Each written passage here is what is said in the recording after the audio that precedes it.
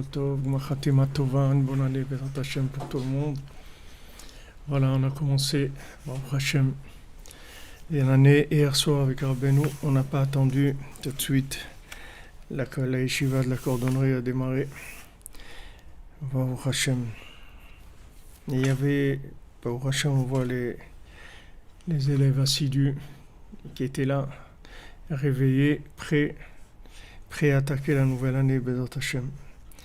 Alors là, on continue dans la Torah 56, Bezrat Hashem, que l'étude elle amène la refoua et la délivrance pour tout le monde. La disparition du virus et du mal en général, et la fin de Amalek, Bezrat Hashem. Alors on avait vu que Prinat Malchut Azot Sheesh Lekol Echad et Beit Galia ou Beit Kassia. On avait vu que ce principe de pouvoir qu'il y a chez chacun et chacune d'entre nous, c'est quelque chose qui est révélé et caché. D'accord, on avait vu ce principe-là, c'est-à-dire qu'il y a deux principes de pouvoir. Il y a le pouvoir qui est le pouvoir d'influence, et quand le pouvoir d'influence se transforme en autorité mamash. Beit Galia haynu memshala sheyesh lekol echad lefi prinato, de façon révélée, le pouvoir que chacun a selon son style à lui, Shu Moshel Alelu Anashim Beit Galia, qu'il a une autorité, un pouvoir sur des gens de façon révélée, Kefi Prinat Malchut Shelo, selon le pouvoir qu'il a, ou Beit Kassia qui gagne Yesh lechol echad lefi prinato Prinat Malchut Beit Kassia. Donc chacune a un pouvoir aussi de façon cachée, c'est-à-dire de façon révélée, ça ne se voit pas, mais de façon cachée par le côté d'influence, c'est-à-dire il est capable d'influencer. Bien que maintenant, quand on regarde extérieurement, on ne voit pas du tout qu'il ait le moindre pouvoir sur ces gens-là.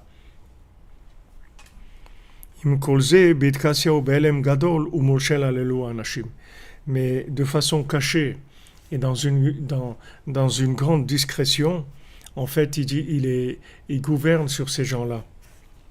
Kinishmatam tartav, parce que leur âme se trouve sous son pouvoir à lui, c'est-à-dire qu'il domine ces âmes-là.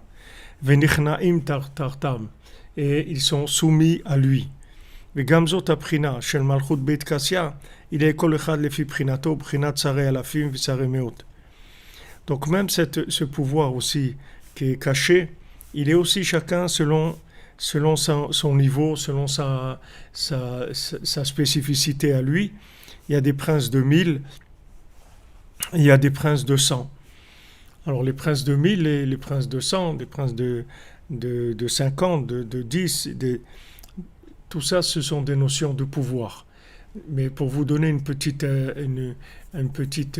référence, ce que c'est les princes de 1000, par exemple, Rabbeinu, il a dit le Balatania, c'était un prince de 1000. Pour vous donner une référence, pourquoi croire qu'un prince de 1000, c'est quelqu'un de courant qu'on rencontre tous les jours. Un prince de 1000, c'est quelqu'un de très très important. Donc le Balatania, le Rav de lui a dit, il était prince de 1000, Rabbeinu l'a dit. Donc ici, on voit que le pouvoir, en fait, ce qui s'appelle pouvoir, si Rabbeinu dit que le pouvoir qu'il a de façon révélée ou de façon cachée, dans les deux cas c'est la même chose, en fait c'est un pouvoir de l'âme, c'est pas un pouvoir qui est un pouvoir de la force ou un pouvoir d'intimidation ou un pouvoir d'argent ou des choses comme ça. Le pouvoir, c'est un pouvoir de l'âme.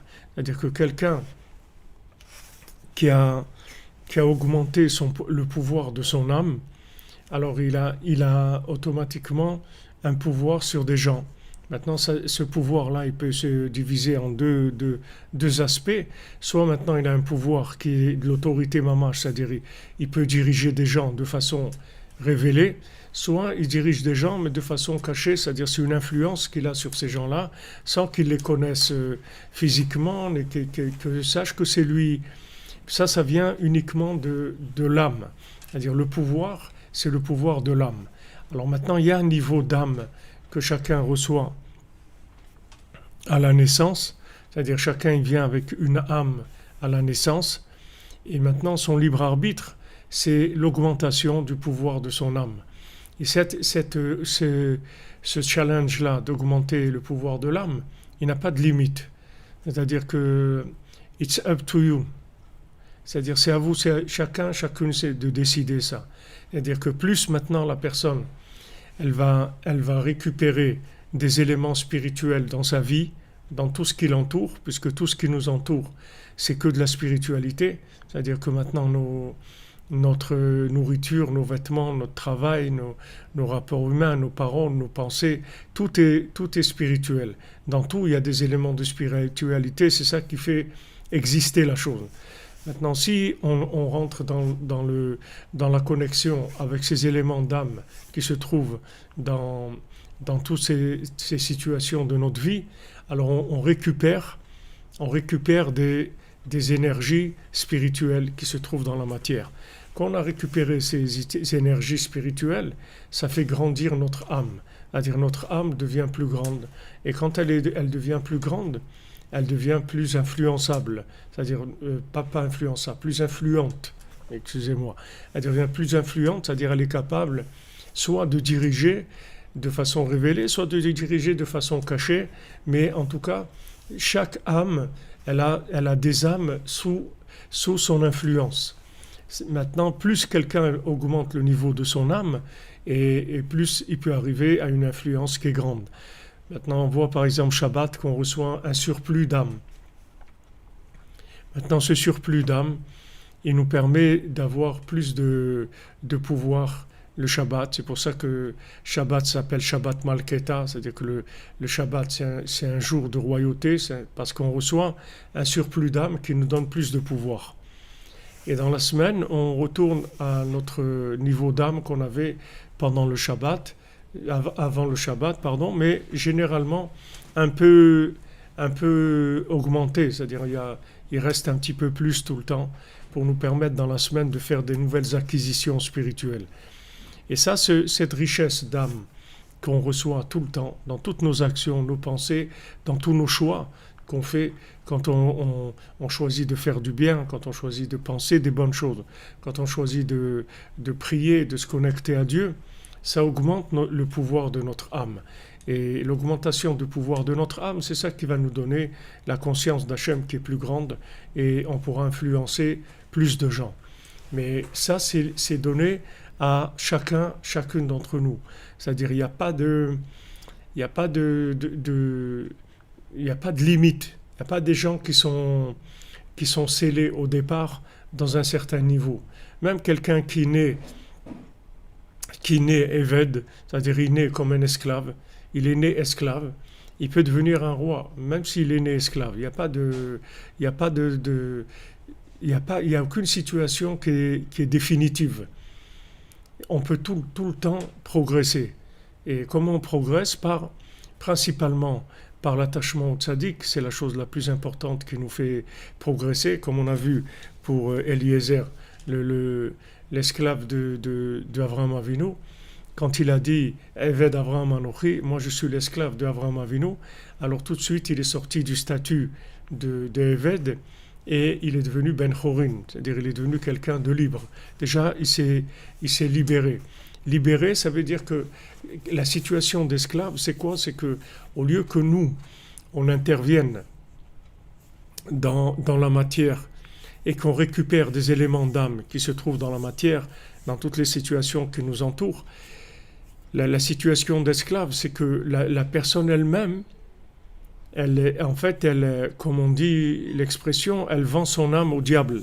C'est-à-dire que, en fait, elle donne son âme à des énergies négatives, et au lieu de servir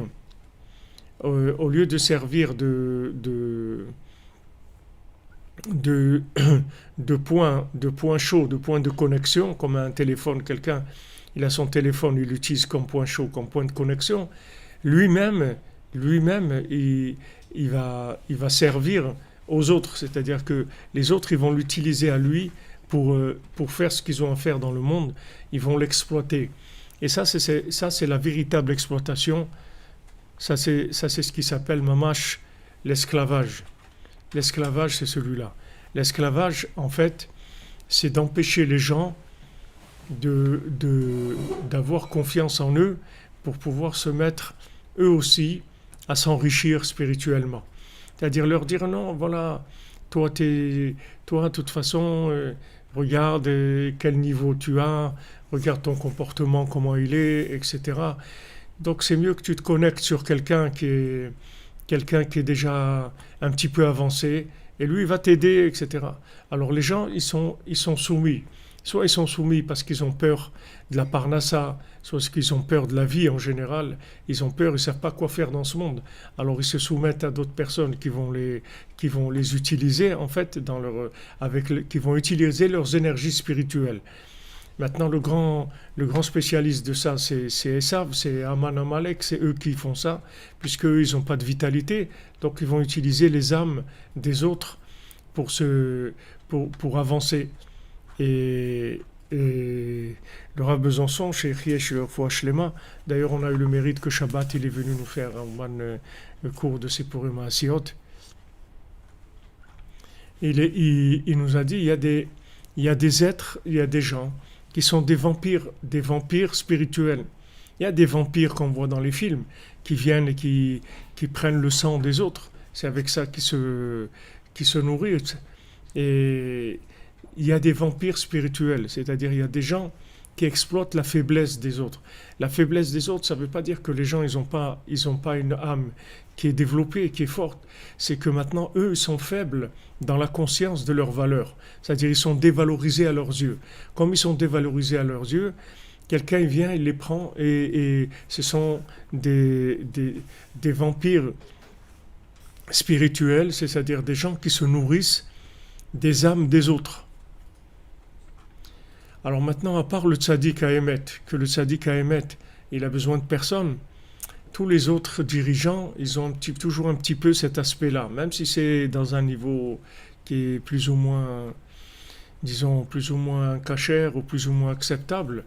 Mais c'est, si vous voulez, le système, il fonctionne comme ça. Il y a les gens qui sont forts, c'est-à-dire c'est les gens qui se sont trouvés, ou bien, même s'ils ne se sont pas trouvés, ce sont des gens qui ont de l'audace, c'est-à-dire qui font semblant qu'ils se sont trouvés. Ils ont de l'audace, et avec ça, ils prennent des postes importants, et après, ils exploitent les gens, et ils vivent sur l'énergie spirituelle des autres.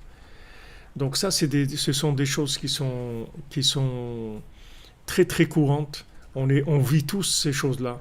Il ne faut pas croire que là, on parle de films de vampires, des trucs c'est pas des films. Malheureusement, tous ces films-là, ils sont loin de la réalité. La réalité, elle est beaucoup plus grave que tous les films qui ont pu être faits de vampires. La réalité, c'est que les systèmes, ils entretiennent ce qu'on appelle mochin de katnout, c'est-à-dire ils entretiennent la petitesse d'esprit chez nous, l'atrophie mentale chez nous, pour qu'on puisse pas prendre conscience que nous aussi on peut s'enrichir spirituellement. Donc ils vous proposent de la sécurité et contre cette sécurité-là, et ils vont en fait vous empêcher de grandir. Par exemple, ce que ont fait tous les pays occidentaux, ce qu'ils ont fait avec les pays soi-disant sous-développés, combien ils ont exploité l'Inde, le Congo, tous les pays qui ont été exploités, tous les pays, toute l'Afrique du Nord, le Maroc, la Tunisie, la France.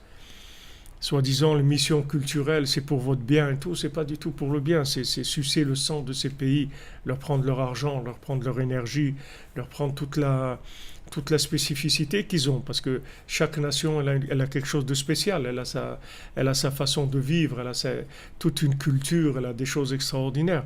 Maintenant, tous les pays occidentaux, ils se sont construits sur le fait qu'ils ont pris des autres. ils ont exploité les autres. Regardez toutes les colonies de la France, de l'Angleterre, de la Belgique, des États-Unis, n'en parlons pas. Tous les États-Unis, qu'est-ce qu'ils ont fait avec les Indiens, etc.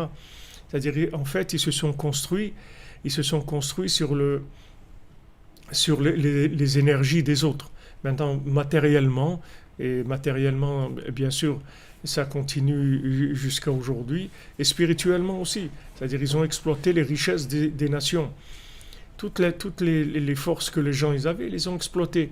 Que ce soit tous les pays, l'Afrique, l'Inde, le Pakistan, tout ce que vous voulez. Ils se sont présentés comme des gens qui avaient du pouvoir et qui pouvaient aider, mais en fait, ils ne cherchaient pas du tout à aider. Ils sont venus pour prendre. Ils ont pris beaucoup plus que ce qu'ils ont donné. Il y a des pays qui, à un moment, ils se sont révoltés. Ils ont dit, c'est fini, on veut l'indépendance. Et là, ils les ont menacés, ils leur ont dit, attention, si vous êtes indépendant, on ne pourra plus vous aider comme avant. C'est sûr, on ne pourra plus vous aider, parce que si on ne vous exploite pas, c'est sûr qu'on ne va pas vous aider, puisque quand on vous aide, c'est pour prendre, ce n'est pas pour vous donner. Maintenant, le seul au monde, le seul au monde qui prend rien de personne, c'est le tzaddik Haemet. Le tzaddik véritable, il prend rien de personne. Tellement qu'il prend rien que en fait, il n'a pas de main. C'est-à-dire, quand vous voyez le mendiant, il n'a pas de main. C'est-à-dire, vous avez l'impression qu'il n'a pas de main du tout. Parce qu'il ne prend rien. Et comme maintenant, les mains, c'est les mains de Esav en général. Donc lui, apparemment, vous voyez que dans l'apparence, il n'a pas de main. Mais en fait, ses mains, ce sont les 10 doigts des 10 chants du Tikkun HaKlali. C'est ça, ses mains. C'est-à-dire, dans chaque doigt de ses mains, il a un mise-mort, il a un chant du Tikkun HaKlali. Et avec ça, il soigne les gens. Avec ça, il soigne les gens. Et maintenant, comment il soigne les gens? En les libérant. Quand Rabbeinu nous donne le conseil de la cordonnerie de Chatzot Itbodedut, Rabbeinu il fait de nous des gens libres. Ça y est, maintenant j'ai un contact avec Dieu, j'ai un contact avec le tzaddik, j'ai un contact avec tous les tzaddikim à Chatzot, je suis branché sur tous les tzaddikim. Maintenant c'est sûr que les gens ils vont pas vous laisser avoir accès à ça. Ils vont se moquer de vous, ou vous empêcher. Et quand vous êtes arrivé à la cordonnerie, comment il faut remercier Hachem?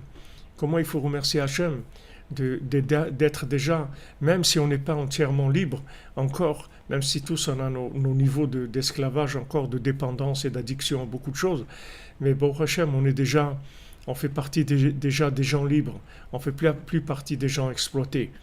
Et maintenant, les traces d'esclavage qui restent chez nous, c'est uniquement des contrats qui ne sont pas terminés et des choses qui étaient très fortes et qui mettent plus de temps à partir. Mais en tout cas, on est sur la voie de la délivrance et de la liberté. Donc, dans le monde, tout le système du monde, il fonctionne comme ça.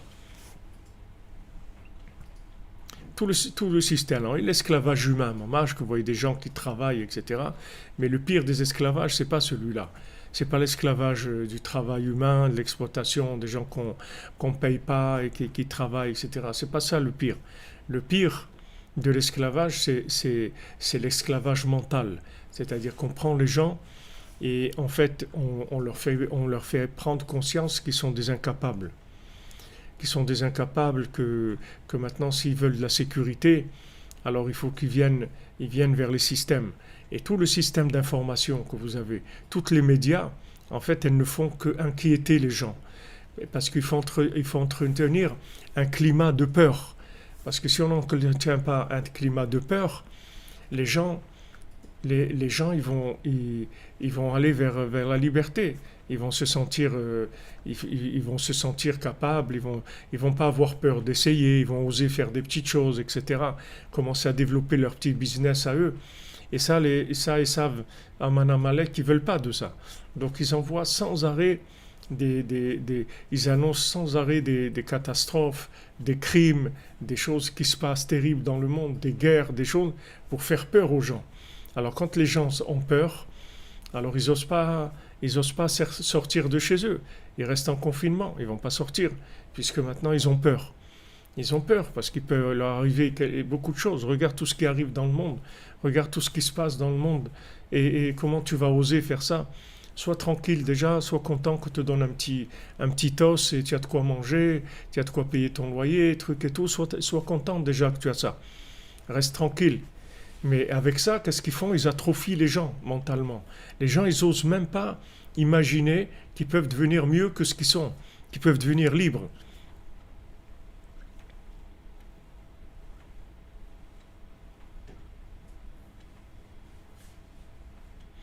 Bien sûr, même dans la Torah, Shalom Ben, vous dites, c'est sûr, même dans la Torah.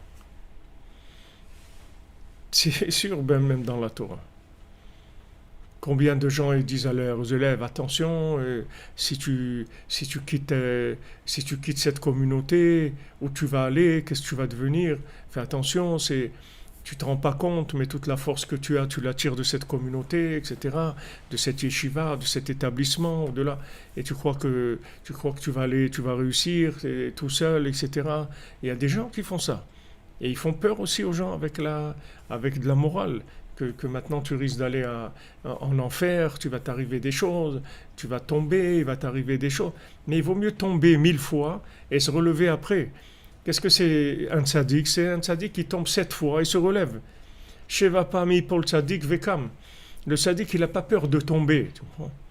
Il n'a pas peur de tomber. Il ne faut pas avoir peur de tomber. Parce que si on est sincère, à la fin, on va sortir. Même si un cordonnier à 3 coins, que les gens ils vont se moquer de nous, ah, tes chaussures à 3 coins, qu'est-ce qu'elles valent? Eh ben, tu vois, tu aurais été employé chez Adidas, au moins tu aurais fait des super chaussures, tu vas valoir quelque chose au moins. Au moins tu vas voir, tu vas servir à quelque chose. Regarde qu'est-ce qui sort de l'usine, les chaussures Adidas, super, avec des semelles amortissantes et des trucs et tout. Et toi, tes chaussures à 3 coins, elles valent rien du tout. Mais ils ne savent pas que les chaussures, mes chaussures à 3 coins, elles ont beaucoup plus de valeur que les chaussures que je vais fabriquer en étant esclave chez Adidas. Même si les chaussures d'Adidas, elles sont super. Mais ce n'est pas mes chaussures, c'est les chaussures d'Adidas. Pourquoi je vais travailler pour Adidas? Je fais mes chaussures à moi. Ah ouais, mais toi, c'est nul ton truc. Qu'est-ce que tu fais? Ok, c'est nul, mais c'est moi, c'est tout. C'est à moi. Et avec ça, et vous allez voir que je vais me développer. Je vais arriver après à des choses extraordinaires, jusqu'à qu'après il devient gouverneur sur tous les gouverneurs. Et il rachète Adidas, et il rachète Sta, et il rachète tous les trucs, et il prend du pouvoir. C'est ça que Aman Amalek qui veut empêcher. Et toutes les écoles de pensée, elles sont basées sur ça. Quand on va à l'école, en fait, on nous enseigne, dès qu'on rentre à l'école, on nous considère comme des ignorants. Et on nous parle comme si on parle à un ignorant.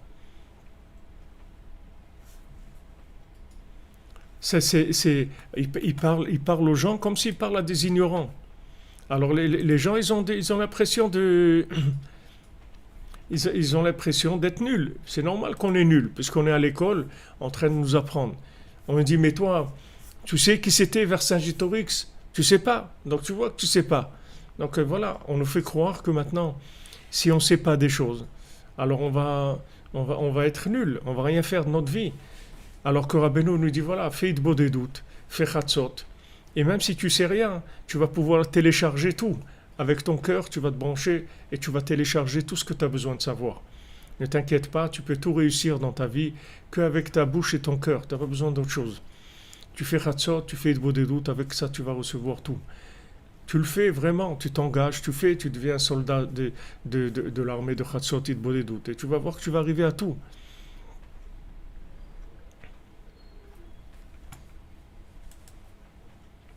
C'est-à-dire, voilà, et c'est-à-dire que quand, on, quand maintenant vous êtes jeune, d'accord, vous êtes enfant à peine, et que vous rentrez dans une école, et qu'on vous considère comme un imbécile, d'accord, comme un idiot, comme un ignorant, comme quelqu'un qui a rien.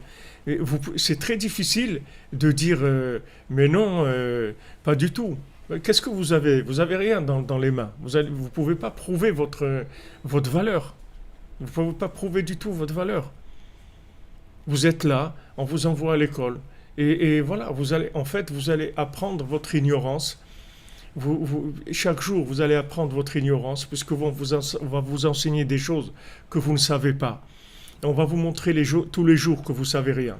À côté de ça, on va vous faire toute une mise en scène d'informations de tous les dangers qu'il y a dans ce monde, et qu'il y a du terrorisme, et qu'il y a de la famine, et qu'il y a des faillites, et qu'il y a des guerres, et qu'il y a de la drogue, et qu'il y a des cartels de la drogue, qu'il y a des choses terribles, on va vous matraquer toute la journée avec ça.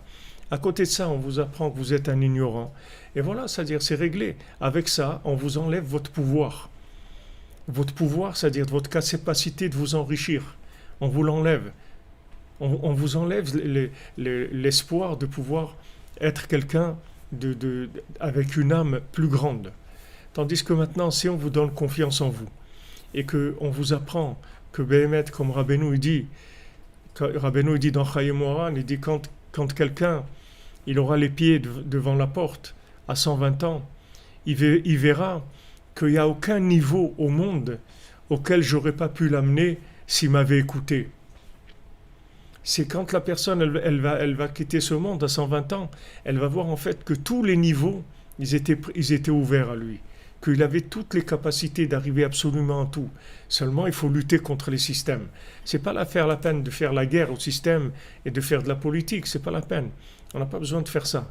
Il faut faire la guerre, il faut rentrer dans l'armée de Chatzot et de Hitbodedut. Il faut rentrer, il faut s'engager, il faut devenir des mercenaires. Les mercenaires de la délivrance, il faut s'engager. Il faut s'engager dans l'armée qui va transformer le monde. Comment déjà elle va transformer le monde? Elle va me transformer en moi déjà. Déjà quand je vais communiquer avec Hachem et que petit à petit je vais prendre conscience que j'ai des points positifs en moi. Voilà, Baruch Hashem, j'ai pu faire ça, et j'ai pu faire ça, et j'ai pu faire cette autre chose. Je me rappelle, ma mère, elle est à Shalom, on est 3 enfants, d'accord? On est une fille et 2 garçons. J'ai une sœur qui est plus grande que moi, un frère plus jeune. Maintenant, quand je suis né, alors ça a été très très difficile l'accouchement pour ma mère, extrêmement difficile. Elle a vraiment souffert beaucoup.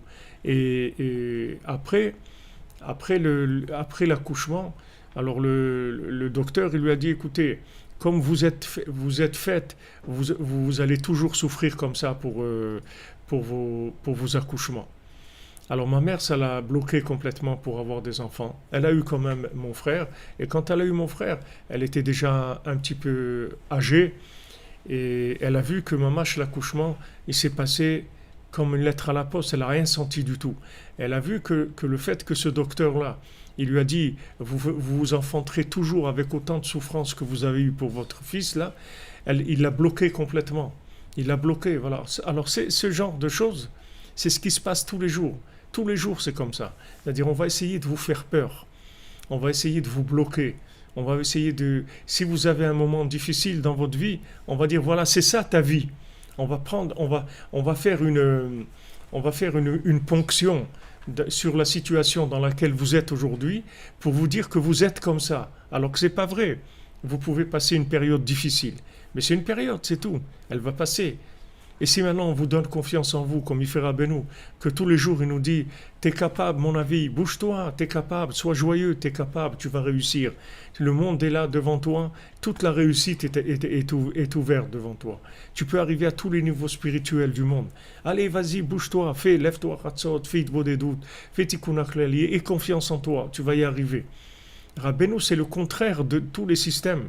C'est pour ça qu'il a été attaqué et que jusqu'à aujourd'hui c'est attaqué et que jusqu'à aujourd'hui ils ont essayé d'empêcher le Rosh Hashanah de Rabbeinu parce qu'ils savent que Rabbeinu délivre les gens.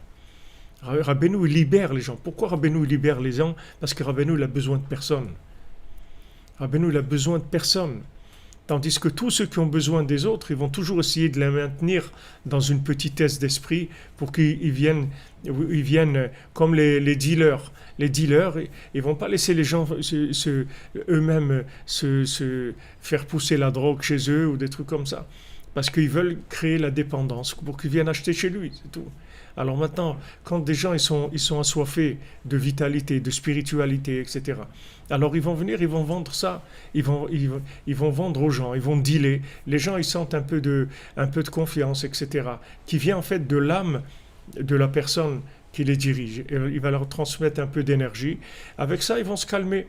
Ils vont prendre une petite dose, ils vont se calmer. Mais Rabbeinu, c'est pas ça qu'il fait. Rabbeinu, ce qu'il fait avec nous, c'est qu'il nous libère complètement. Rabbeinu, il dit, je veux que vous soyez des tzadikim comme moi, Rabbeinu, il a dit. Vous avez déjà entendu un Rav qui dit ça? Qui dit, je veux que vous soyez comme moi. Vous voulez que des tzadikim comme moi. Il ne va pas vous dire ça.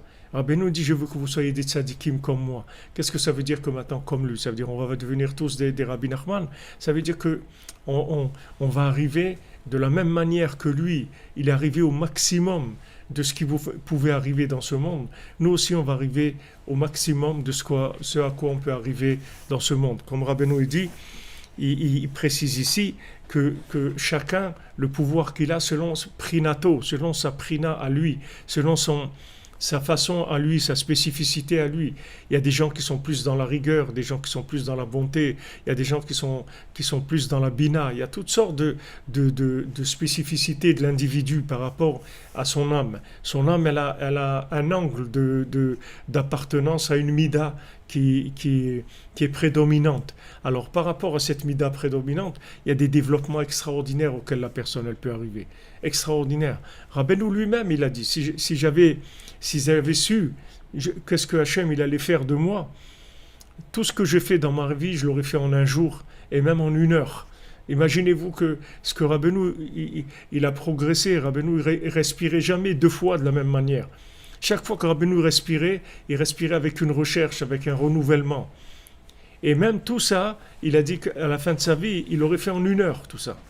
Tout ce qu'il a fait toute sa vie, il aurait fait en 1 heure. Ça veut dire qu'il y a des degrés de recherche, des degrés de progrès, des degrés si vous voulez, d'avancement qui se font de façon exponentielle.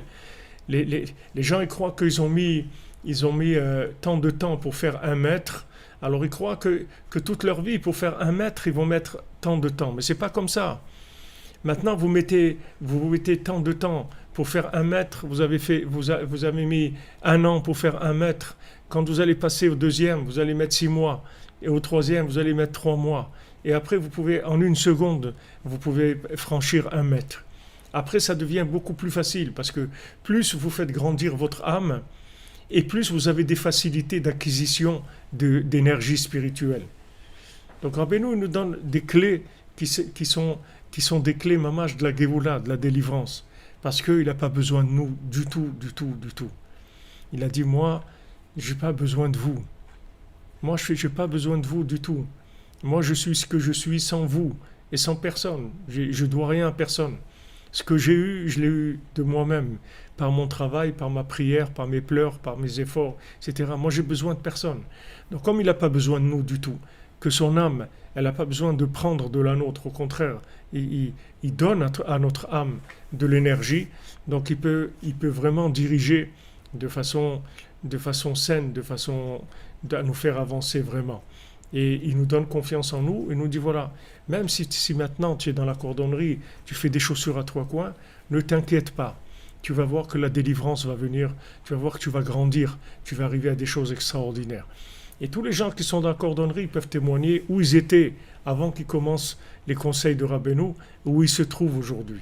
Même s'ils ont des problèmes dans leur vie, s'il y a toujours des problèmes et des manques, mais où ils se trouvent dans leur conscience, dans leur façon de vivre, dans la façon d'approcher les choses, d'approcher l'argent, d'approcher les rapports humains, d'approcher la consommation dans ce monde. Comment les gens ils ont progressé par rapport au conseil de Rabbeinu quand ils ont commencé à faire les conseils de Rabbeinu.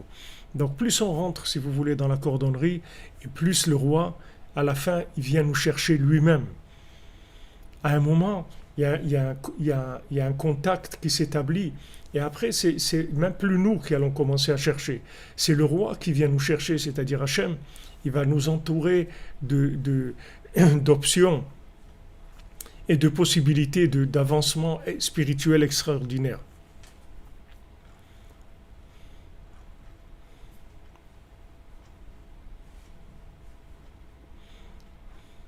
Vous comprenez? C'est-à-dire, tous ceux qui sont chez Rabbeinu, ils peuvent vous témoigner ça. Où on était, comme il disait Rav Chaikin, Saktiete pauvre maléré. Quand il voyait quelqu'un qui venait à la yeshiva et qui se mettait à étudier la Torah, il dit, ça que tu étais, pauvre malheureux, où est-ce que tu étais, d'où tu viens, de quel monde tu viens, pauvre malheureux, dans quoi tu étais? Tu étais un malheureux, tu étais quelqu'un on a rendu un misérable. Comment on l'a rendu misérable? En lui faisant viser qu'un jour il va arriver à l'ENA ou MATSP ou des trucs comme ça, des HEC, il va rentrer dans une grande école comme ça, où il va devenir un grand professeur et tout. Voilà comment on l'a atrophié mentalement. Lui, il croit qu'il a réussi, mais en fait, il a réussi à être un esclave parfait du système. C'est ça qu'il a réussi. Tout ça en entretenant la conscience de l'ignorance. Rabbeinu, il nous donne, si vous voulez, la connexion. Il nous apprend qu'on est des êtres connectables. Et du moment où on est des êtres connectables, on peut tout télécharger, absolument tout d'Hachem. Tout recevoir, ça s'appelle Chokhmat Lev, la sagesse du cœur, pas la sagesse, du ordinateur, du cerveau, la sagesse du cœur, c'est-à-dire la sagesse qui s'obtient par connexion. Donc c'est ça que Rabbeinu veut nous amener. Et on est tous intoxiqués de façon incroyable par le système, mais Baruch Hashem, quand on commence à rentrer dans la cordonnerie, alors petit à petit on commence la cure de désintoxication. Petit à petit ça sort et on voit, tiens, c'est vrai, maintenant j'arrive à faire ça, ou j'arrive à ne pas faire ça. Avant, j'arrivais pas. Qu'est-ce qui s'est passé? Rien. J'ai rien fait de spécial. Juste, j'ai augmenté la connexion, c'est tout. Mais j'ai rien fait de spécial. J'ai pas fait une action que j'ai trouvé une façon de faire, que cette façon de faire-là, elle m'a amené à changer. C'est pas que j'ai compris quelque chose qui m'a amené à changer. J'ai rien compris du tout. Mais ce que j'ai reçu, c'est des énergies spirituelles. Alors une fois que maintenant je reçois un degré d'énergie spirituelle, alors j'ai des accès, j'ai droit à des accès. Ça fonctionne comme dans la société, dans des choses, il y a des accès, il y a des droits d'accès. Maintenant spirituellement, quand vous avez un certain degré d'âme, alors vous vous trouvez dans un certain niveau. Maintenant quand vous allez acquérir avec l'Aïdbodedut, avec Kratzot, un niveau d'âme plus élevé, ça va vous donner des accès que quand maintenant vous allez manger, ou vous allez dormir, ou vous allez travailler, vous allez faire quoi que vous fassiez dans ce monde, ça va vous donner des accès pour décrocher des éléments spirituels de plus en plus élevés. Et donc vous allez grandir, tous les jours vous allez grandir. C'est-à-dire, et quand vous grandissez, c'est plus facile de grandir encore plus, d'avancer encore plus. Chaque point où vous grandissez, il vous donne des accès pour grandir plus facilement, arriver à des niveaux beaucoup plus grands. Ça, c'est la yeshiva de Rabbeinu. C'est ça la yeshiva de Rabbeinu. Et ça, vous le trouverez nulle part. Ça n'existe nulle part. Il n'y a personne qui cherche à rendre les gens libres. Personne. Personne que son but, c'est de libérer les gens. Libérer les gens de l'esclavage. Libérer les gens de l'esclavage mental, de l'intimidation. Intimider les gens.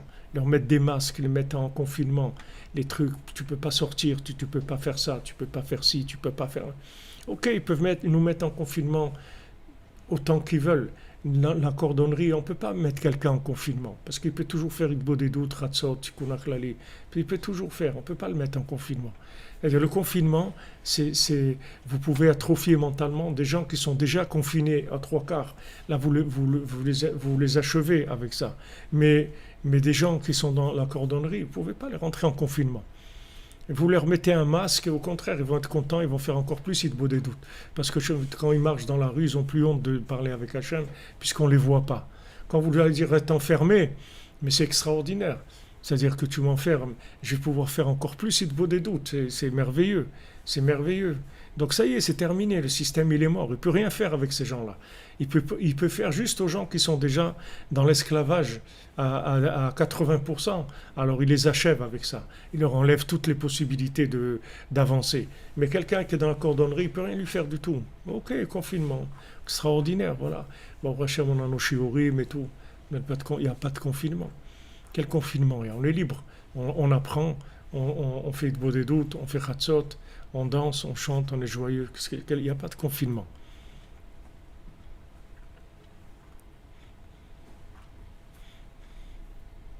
Vous comprenez?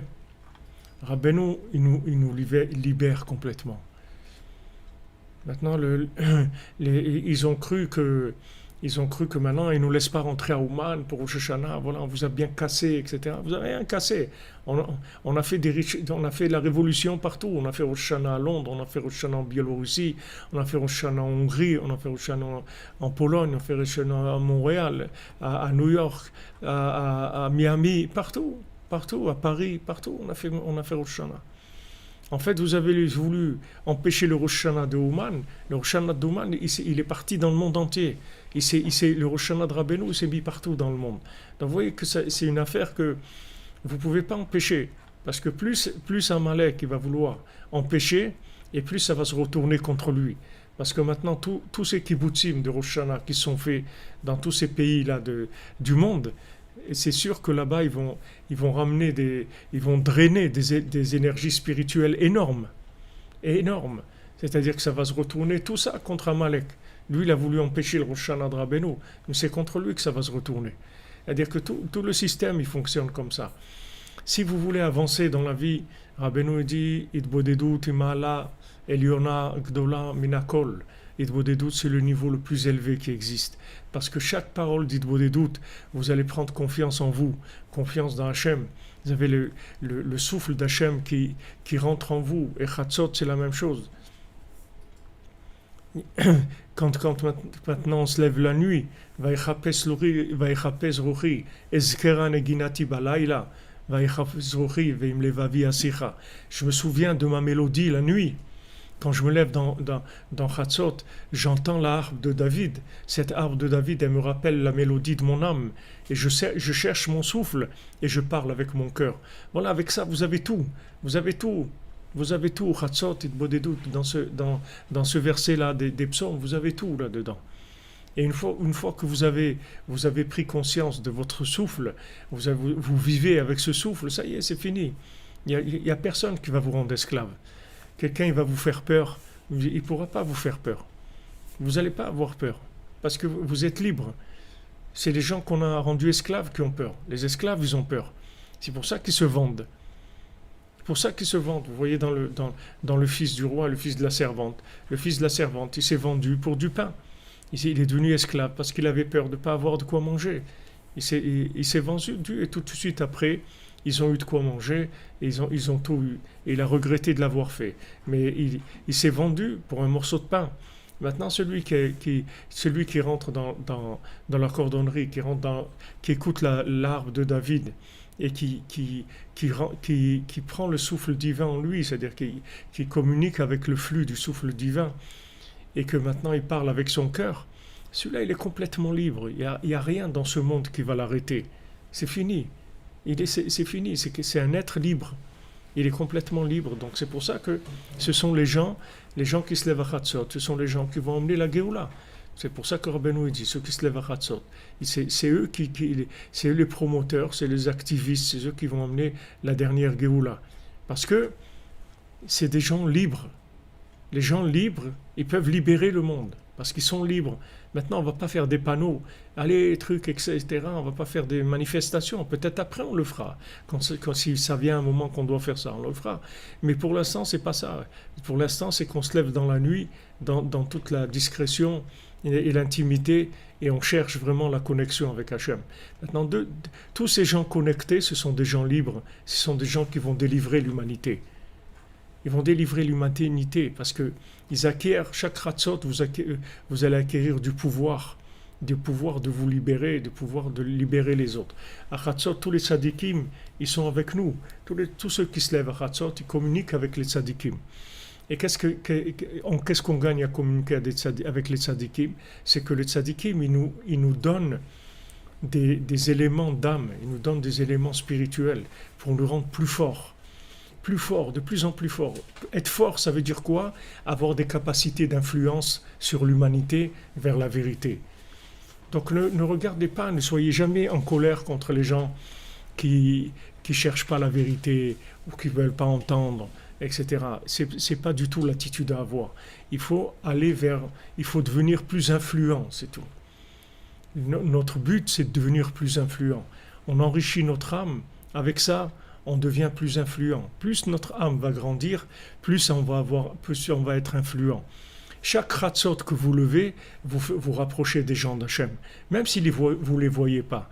Je peux vous dire que si vous les voyez, c'est pas un Chatzot que vous ferez. Vous serez réveillé 1 heure avant Chatzot et vous serez réveillé après et vous garderez Chatzot comme le plus grand diamant du monde.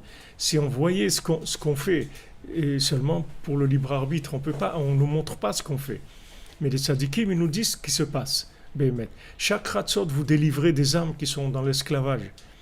Des âmes qui sont dans l'esclavage. Des gens qui pensaient que la vie, c'est ça, c'est d'être instruit, d'avoir un bon métier, d'avoir un bon poste, etc. Socialement, d'être... La vie, c'est pas ça. La vie, c'est de se connecter avec les tzadikim, de se connecter avec Hachem. C'est ça la vie. C'est ça ce qui s'appelle la vie. Alors quand vous commencez à développer ça, et c'est pas facile parce que on est construit dans le contraire, on a été formaté dans le contraire, donc c'est très difficile, c'est se créer une seconde nature qui est notre véritable nature, mais qui est une seconde nature par rapport à ce qu'on nous a dénaturé depuis qu'on est dans ce monde. Mais une fois qu'on prend un petit peu confiance en nous et qu'on voit le changement, alors là ça nous donne vraiment envie d'y aller de façon beaucoup plus forte. Et quand vous voulez influencer des gens, c'est pas nécessaire de parler avec eux si vous voyez que les gens ils sont un peu réticents. C'est pas nécessaire de parler avec eux. Juste augmenter la connexion pour vous. Quand vous vous levez à Chatzot, vous priez pour eux, ça suffit. Vous n'avez pas besoin de parler avec eux. Si vous vous levez à Chatzot, vous faites Hitbo des doutes, vous donnez une tzedaka pour eux, vous allumez une bougie pour Rabbi Nachman et vous lui demandez de délivrer ces gens-là ils vont être délivrés. Parce qu'en fait, c'est un affrontement de pouvoir.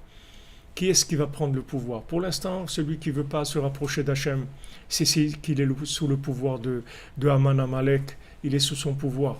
Donc, il croit que c'est lui qui ne veut pas se rapprocher d'Hachem ou qui n'est pas conscient, etc.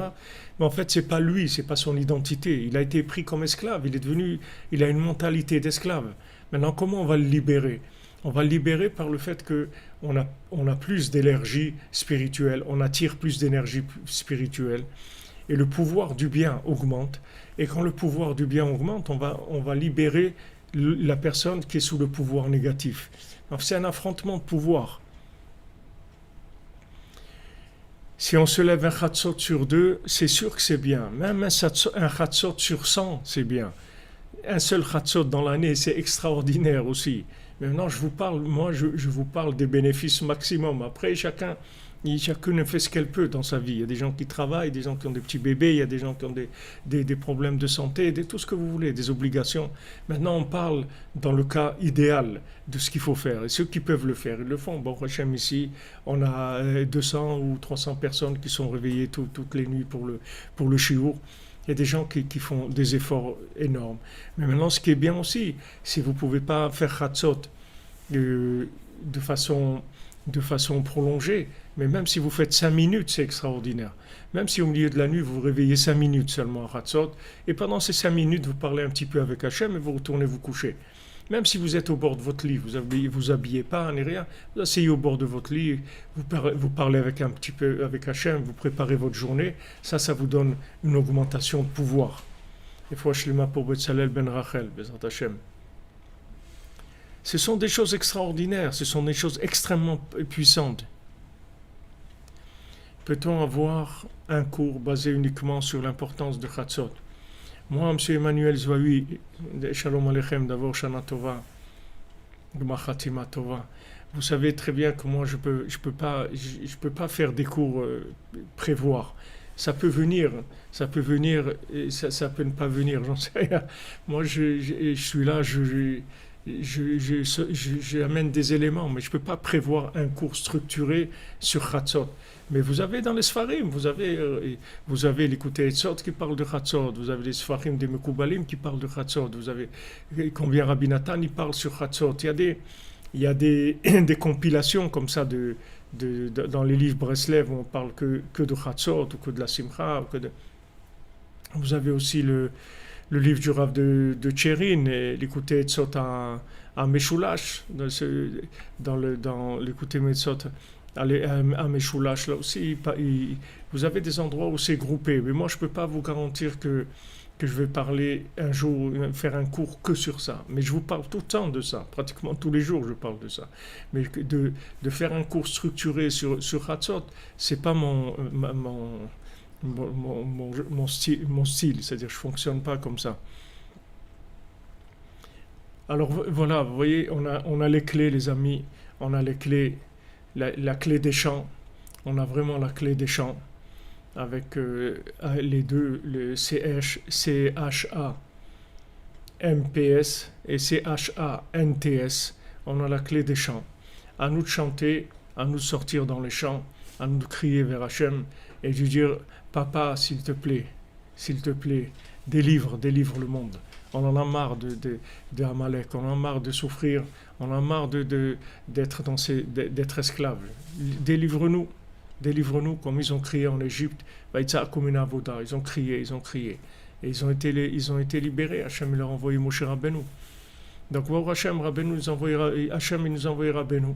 Et Rabbeinu, il est là, il s'occupe de nous tous les jours. Il nous a donné des conseils. Et ces conseils marchent. Et avec ces conseils, on se délivre complètement de la clipa. Mais vraiment complètement. Voilà, mamash, on va dans les champs et on n'oublie pas la brosse à dents, toujours mettre la brosse dans la poche ou quand on rencontre des étrangers, qu'on puisse communiquer sans avoir de problème.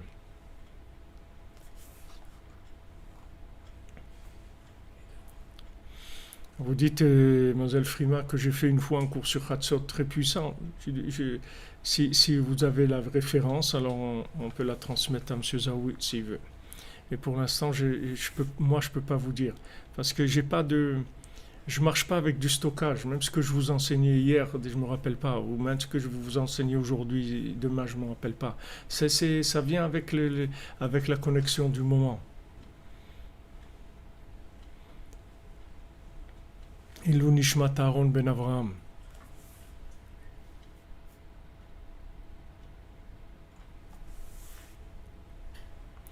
Ah, Aaron, Baruch Hashem, tu es bien arrivé en Eretz, Baruch Hashem. Alors j'espère que ils vont pas te confiner, ils vont pas faire de toi de la confiture quand même. C'est pas parce que tu es venu d'Ouman qu'on va te mettre. Alors libre. Il faut être libre, les amis. On est libre. Il y a personne qui peut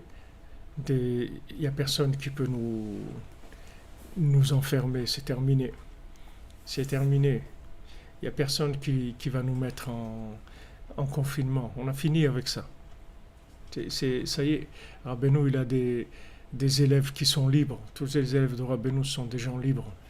Maintenant, il y a des degrés, mais on est libre. Cette liberté nous donne des possibilités d'acquisition d'éléments, d'énergie spirituelle, d'âme extraordinaire.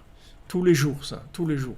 Maintenant, des fois, vous vous rendez pas compte, pendant des semaines, des mois ou des années, vous vous rendez pas compte. Et d'un coup, après, vous voyez des changements monumentaux, des choses énormes qui se passent dans votre vie, des changements énormes qui sont, en fait, le travail d'acquisition d'énergie spirituelle qui s'est fait pendant des semaines, des mois.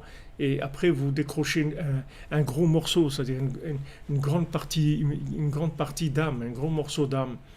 Et à ce moment-là, ce gros morceau d'âme, il vous permet d'avancer énormément.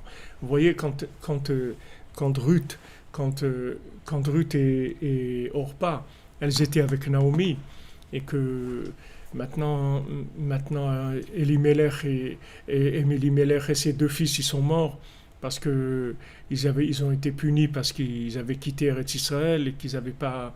Il y en a qui disent parce qu'ils ont quitté Eretz Israël, il y a d'autres qui disent parce qu'ils étaient riches et les gens en Israël ils étaient pauvres, ils ne voulaient pas les aider, etc. En tout cas, ils ont été punis, ils sont décédés. Il est resté que Naomi avec Ruth et Orpa qui étaient avec Naomi. Maintenant, Ruth et Orpa, c'est les épouses des deux fils de Elimelech. Maintenant, comme ils sont morts. Donc, Naomi, elle est retournée en Eretz Israël. Et Ruth et Orpa, elles l'ont accompagnée. Donc, Naomi, elle leur a dit, écoutez, j'ai plus d'enfants, j'ai plus rien à vous donner. Maintenant, regardez, j'ai rien du tout. Je retourne en Israël comme quelqu'un de misérable, etc. J'ai rien du tout. J'ai rien à vous donner. Faites votre vie et c'est tout. Alors maintenant, Ruth, elle est restée accrochée à Naomi. Elle lui a dit, moi, je te quitte pas. Là où tu meurs, je mourrai avec toi. Moi, je vais pas te quitter, je te quitterai jamais. Et Orpa, elle a dit, bon, s'il n'y a rien, alors je m'en vais. Maintenant, au moment où Orpa, elle est partie, tout le bien qu'il y avait chez Orpa, il est passé chez Ruth. C'est-à-dire, parce que quand elle a quitté Naomi, en fait, toutes les richesses spirituelles qu'elle avait acquises, elle est passée chez Ruth. Et après, ça donnait que Ruth, elle a pu avoir la descendance, elle a pu avoir David Améler et Shlomo Améler, qui sont, le Mashiach est sorti d'elle. Et Orpa, qui est-ce qui est sorti d'elle? C'est comment il s'appelle? Goliath. Goliath, il vient de Orpa. Parce que il y a eu un échange qui s'est fait. C'est-à-dire que, ce qui était à moitié bien et mal, ça s'est passé dans des extrêmes. C'est-à-dire le bien, il est devenu super bien, et le mal, il est devenu super mal. Donc c'est parti dans l'autre sens. Orpa, elle est partie complètement dans l'autre sens. Et le nom lui-même, Orpa, c'est Oref, c'est la nuque, ça veut dire elle a donné le dos, en fait, à la vérité. Elle n'a pas eu le mérite de ressentir la grandeur de Naomi pour rester avec elle et s'accrocher à elle. Donc voilà, en fait, ce sont des guerres comme ça spirituelles qui se passent dans notre vie pour des acquisitions d'éléments spirituels. Et si on ne lâche pas, Rabbeinu nous garantit, si on ne lâche pas, peu importe comment est notre vie, peu importe qu'on ait des hauts, des bas, des trucs, si on ne lâche pas l'aïdbo des doutes et les moments d'intimité avec Hachem et Chatzot, c'est sûr qu'on va gagner. Il n'y a aucun doute qu'on va gagner. C'est sûr, on va gagner et en grand, c'est-à-dire des grands bénéfices, pas des petites choses, des très très grandes choses, des grands tikkunim, on va gagner. Si on s'accroche à ça, peu importe notre vie, parce que des fois, Amalek, quand il voit qu'on s'approche de quelque chose de très grand, comme sur Rosh Hashanah et tout, il attaque, il ferme les frontières, il fait des trucs, etc. Il essaye de faire tout ce qu'il peut pour empêcher le bien de sortir, de s'enrichir, que ce bien il s'enrichisse. Vous voyez, même Naomi, elle leur fait une épreuve, elle leur dit, maintenant on va passer au niveau supérieur, les amis. Donc, qu'est-ce que vous avez à faire ici? J'ai rien à vous donner, comme Rabbeinu il disait à ses élèves, pourquoi vous venez chez moi? Mais je ne sais rien du tout, moi. Pourquoi vous venez chez moi? Je ne sais rien. Rabbeinu dit, je peux vous jurer sur le Shabbat Kodesh que je ne sais rien du tout. Donc, quelqu'un qui entend ça, il dit, mais voilà, j'étais chez lui, j'ai entendu lui-même. J'ai entendu lui-même, le Rav lui-même, le Rabbi Nachman, il a dit qu'il ne sait rien du tout. Il a dit, je jure sur Shabbat qu'il ne sait rien. Donc tu vois bien qu'il ne sait rien. C'est lui-même qui l'a dit, c'est pas moi qui te le dis. Il a juré. Voilà, celui qui voulait s'en aller, avec ça, il a ce qu'il faut. Il a ce qu'il faut pour s'en aller. Et celui qui est resté accroché, alors Rabbi Nathan, il dit que quand Rabbeinu disait ça, après il révélait des enseignements extrêmement élevés. Après, c'est quand il disait « je sais rien ». En fait, quand il disait « je sais rien », c'était une façon de connecter avec la nouvelle Torah qu'il allait enseigner. Et il faisait passer par cette étape-là pour entrer dans ce qu'il dit ici, la Malchut Beit Kassia, c'est-à-dire le pouvoir, mais caché. C'est-à-dire montrer qu'il n'avait aucun pouvoir extérieur, qui disait à ses élèves « mais qu'est-ce que vous venez faire ici? Moi, je ne sais rien du tout. Donc, vous venez pour... quoi faire ici ?» Et Béhémet, les gens, ils étaient choqués. C'est-à-dire, il n'y avait que des gens comme Rabbi Nathan qu'au début, il était choqué, mais après, il s'est habitué, il a compris comment ça fonctionnait. Donc, ça ne lui faisait pas de problème. Mais il y en a beaucoup qui étaient choqués. Dans un grand sadique comme ça, il dit que je ne sais rien du tout. Je peux vous jurer que je ne sais rien du tout. C'est choquant. Alors, ceux qui devaient partir, ils partaient, c'est tout. Il disait, c'est lui qui l'a dit, c'est pas moi. Moi, je serais bien resté. S'il m'avait dit, je sais des choses, je vais vous enseigner et tout, je serais resté. Mais il a dit, c'est rien du tout. Qu'est-ce que tu veux que je reste faire là-bas? Alors, c'était l'épreuve. Ça, c'est la prina de Orpa. Ils sont partis, ils ont tourné la nuque. Ils ont, comme on dit, ils ont tourné le dos, ils sont partis. Et ceux qui sont restés, ils recevaient des tonnes de lumière, d'enseignements nouveaux, des choses extraordinaires.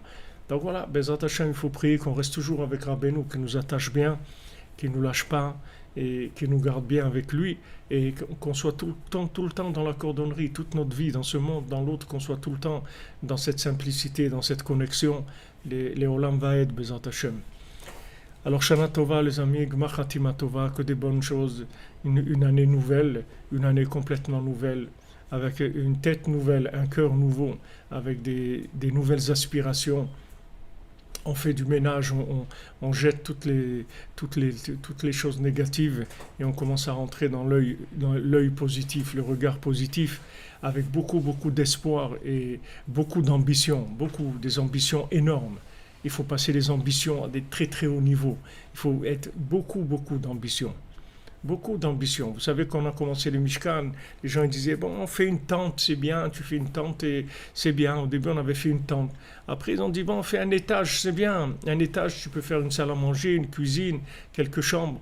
Après, ils ont dit, ah non, 3 étages. On va faire 3 étages, 3 étages, c'est super. Tu as un étage pour la salle à manger, un étage pour dormir, un étage pour la synagogue, le mikvé et tout. C'est super. C'est sûr que c'est super, 3 étages. Après, on dit 5 étages. Waouh, 5 étages. Et après, on a dit, allez, 9 étages. Allez, 9 étages. Et si on avait pu faire un gratte-ciel, on aurait fait. Mais ici, le ciel, il est bas. Alors voilà, on a fait bon, Rochem 9 étages. Et nous-mêmes, on est étonnés de voir les. Mais c'est tout une question d'ambition, c'est tout. Ambition, c'est-à-dire d'y croire vraiment fort avec notre âme, qu'en se connectant, on peut tout faire. On peut arriver à tout.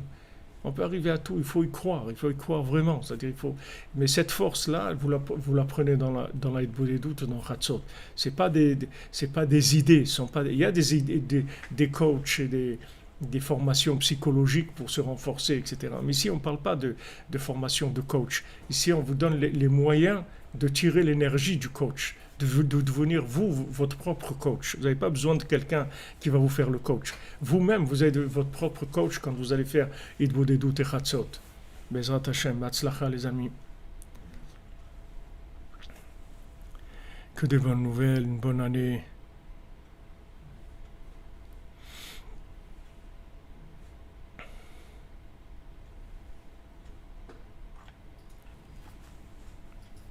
Amen, amen, Bezrat Hashem.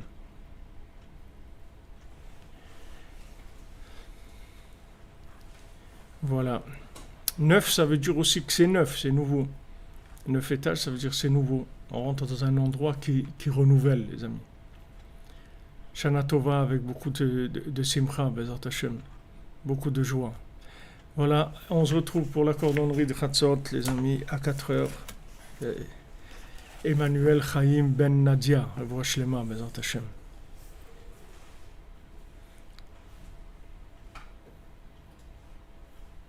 Bien sûr, quand vous venez, vous pouvez venir prier au Mishkan. On a prié au Mishkan à Rosh Hashanah. On a fait le Minyan au Mishkan, Baruch Hashem. On était une centaine. Au Mishkan, on a prié. Avec la communauté du Rav Jan. Beaucoup de bénédictions, Bezrat Hashem. Beaucoup de réussite. Beaucoup de confiance. D'audace. D'ambition en avance. 9, c'est l'enfantement aussi, vous dites Déborah, c'est vrai, c'est les 9 mois de gestation. Et bien sûr, vous pouvez faire Chatzot en français, en chinois, en japonais, en ce que vous voulez. Chatzot, c'est du cœur, c'est de la connexion, c'est pas des langages.